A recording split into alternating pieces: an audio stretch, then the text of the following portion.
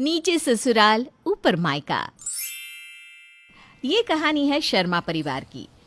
वो अपने पुश्तैनी मकान को छोड़कर आज नए नए गणपति अपार्टमेंट में शिफ्ट होने वाले थे। वो होता है ना, हर तीसरे घर पर कोई ना कोई ऐसा जरूर होता है जो बिना मुहूर्त देखे कोई काम नहीं करता। ऐसी ही थी हमारी सुलोचना जी। सुलोचना के निकाले समय के अनुसार सभी तैयार होकर निकलने के लिए दरवाजे पर खड़े हो जाते हैं। सब तो यहाँ है, फिर सूची कहाँ मर गई? 11 बजने में बस 5 मिनट बाकी है। 11:01 से राहु काल लग जाएगा। हमें इसी 5 मिनट में ही गणपति अपार्टमेंट पहुंचना होगा। मम्मी जी, वो सूची वॉशरूम में गई है। न जाने क्या बीमारी है इस लड़की को, जब भी कहीं बाहर जाना होता है ये पहले ही बाथरूम में घुसकर बैठ जाती है। तभी भागती हुई सूची वहां आती है। सॉरी मम्मी जी, मैं आ गई। बड़ी मुश्किल से सभी हड़बड़ाते हुए गणपति अपार्टमेंट पहुंचते हैं। अरे कोई पहले अंदर नहीं घुसेगा। सबसे पहले मेरी बेटी प्रिया ही अपने बाएं पैर से घर में प्रवेश करेगी। इस घर पर तो हमारी कोई इज्जत ही नहीं। फ्लैट का इंटीरियर तो जितना सोचा था उससे भी ज्यादा अच्छा बना है मम्मी जी। वो तो बनना ही है। इंटीरियर डिजाइनर को सारे आइडिया तो मेरी प्रिया बेटी ने दिया था। इस घर में तुम ही हो मम्मी जिसे मेरा टैलेंट नजर आता है, वरना बाकी लोगों को तो बस मेरी चीजों में कमी निकालनी है। अरे तुम लोग तो नए घर में भी शुरू हो गए। अभी तो गृह प्रवेश की पूजा भी रखनी है।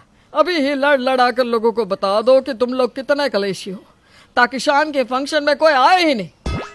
इस जगह पर हम नए हैं तो कम से कम कुछ दिन तो इस घर में सुख शांति बनाए रखो, वरना सब सेक्रेटरी को कंप्लेंट करके हमें यहाँ से निकलवा देंगे। प्रहलाद और सुलोचना बिल्डिंग के सभी लोगों को अपने घर की गृह प्रवेश के फंक्शन का इनविटेशन कार्ड देते हैं। गृह प्रवेश के फंक्शन में मिश्रा परिवार का बेटा निकुंज भी आता है। पहली नजर में प्रिया और निकुंज एक दूसरे को दिल दे बैठते हैं। अरे बहू, जरा निकुंज बेटे को पानी तो दे ना। मैं देती हूँ ना मम्मी, भाभी अकेली क्या क्या करेंगी। अरे बेटा, पर तुझे अभी तैयार भी तो होना है।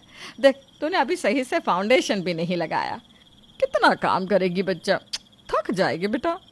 वही ना मम्मी जी, सुबह से प्रिया दीदी ने नाश्ता किया, नहाई, ब्रश किया, कितना थक गई है वो। प्रिया की हरकतों से जहां अक्सर लोग चिढ़ जाया करते थे, वहां निकुंज को हंसता देखकर सुलोचना और प्रहलाद समझ जाते हैं कि अपनी बेटी को तो इसी लड़के से ब्याना है। रात की गृह प्रवेश के फंक्शन के बाद सुलोचना प्रिया से कहती है, भाग भाग कर काम कर रहा था निकुंज, मानना पड़ेगा, लड़का तो एक नंबर है। क्या बोलती हो बहू? बहुत बहुत ही अच्छा लड़का है मम्मी जी।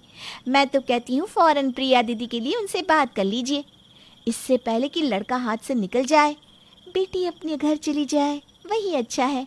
क्यों, है ना रवा? हाँ मम्मी जी, तो फिर ठीक है। अच्छे दिन आते ही मैं निकुंज के परिवार वालों से प्रिया के रिश्ते की बात चलाती हूँ।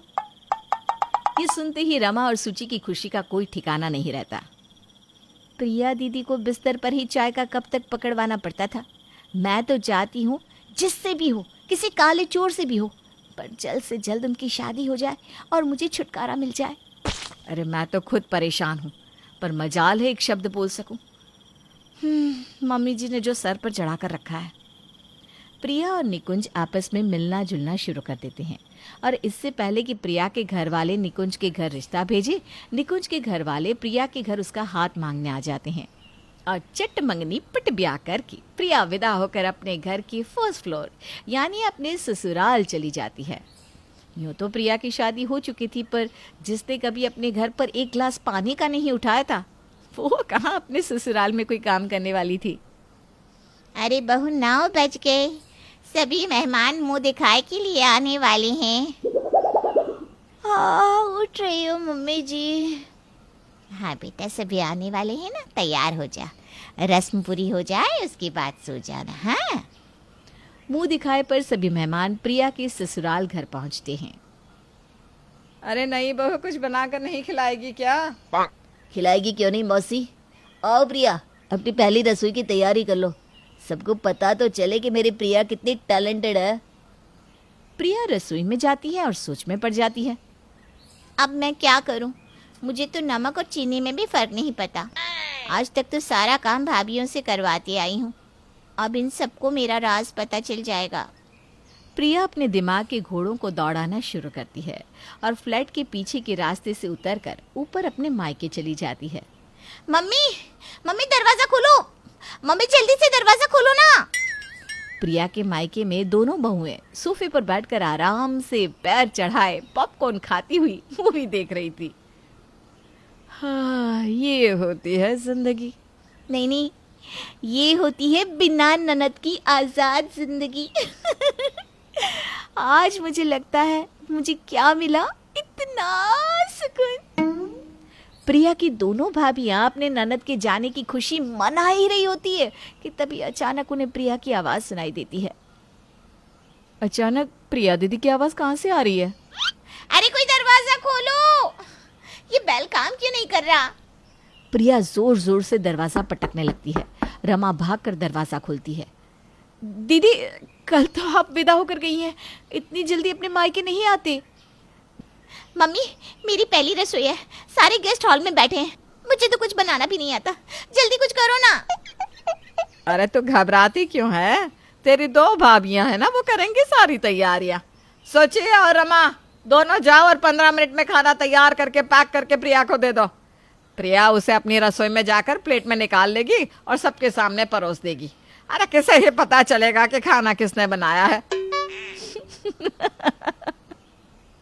अपनी सास की बात सुनकर रमा और सुचि का चेहरा तो लटक जाता है। दोनों रसोई में बेमन खाने की तैयारियां करने में लग जाती है। ये है मेरी किस्मत। ननद की शादी के बाद अब उनकी मुंह दिखाई का खाना भी बनाना पड़ रहा है।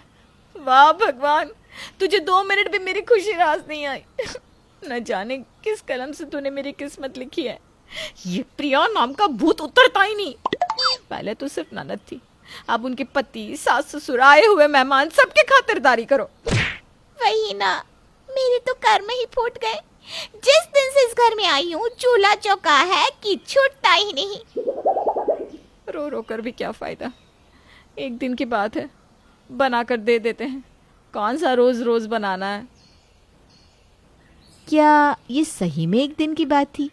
बेचारी सुचि और रमा आगे होने वाले प्रिया के अत्याचारों से अनजान खाने की पूरी तैयारी कर खाने को पैक कर प्रिया को दे देती है, जिसे प्रिया मेहमानों के सामने परोसकर सबकी वाहवाही लूट लेती है। मान गए निकुंज तेरी बीवी को, 15 मिनट में इतना सारा खाना बना कर ले आई, वो भी इतना स्वादिष्ट। अच्छा हाथ मारा है तूने ममता, तुझे तो अब कोई फिक्र नहीं है। बोलना तो नहीं चाहिए बहू, मैं यहीं पास ही में रहती हूँ। संडे को ना तुम्हारे मौसा जी बड़े परेशान करते हैं, ये खिलाओ वो खिलाओ। और मुझसे ना अब काम होता नहीं, तो तू संडे संडे मेरे लिए बिल्कुल ऐसी ही सब्जी बनाकर भिजवा सकती है क्या? अरे तू नहीं आ पाए तो मैं आ जाया करूँगी लेने। क्या मौसी जी, ये कोई बोलने की बात है? संडे संडे क्यों? हर रोज मौसा जी की सब्जी हमारे यहाँ से ही बनकर जाएगी। आराम से मज़े उठाइए मौसी जी, वैसे भी कौन सा बर्डन मुझ पर पड़ने वाला है, काम तो भाभीियों को करना है।